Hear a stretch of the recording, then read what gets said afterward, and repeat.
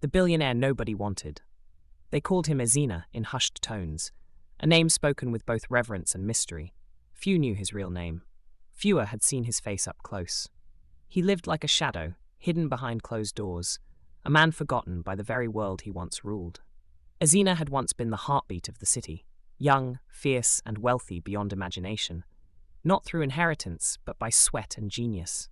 From tech startups to oil blocks, everything he touched bloomed. But wealth came with betrayal. The one woman he ever loved left him when a terminal illness struck. She vanished overnight, taking his trust and leaving behind only silence. Broken in body and spirit, Ezina disappeared. The world thought he had died. In truth, he had simply walked away.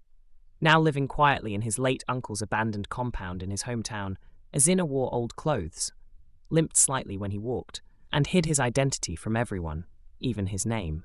To the villagers, he was just Chuka, the sickly stranger who fixed things for free, who sat under mango trees and kept to himself. They mocked him.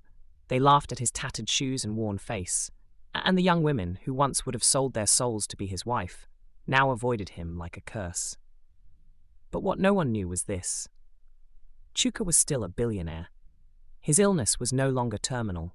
He had received treatment abroad and was now in recovery. But the pain of betrayal had taught him to value silence over celebration.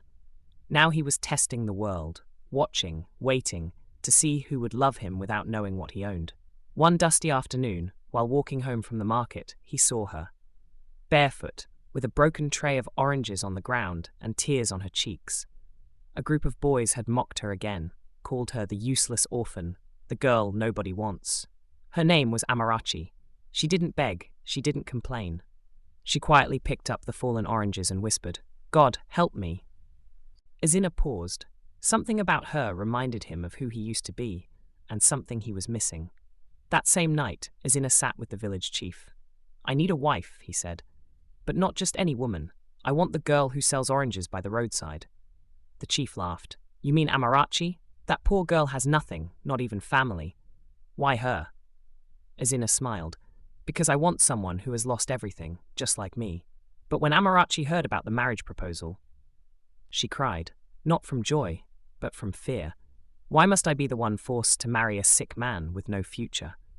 She had no idea she was about to marry a billionaire in disguise. To be continued.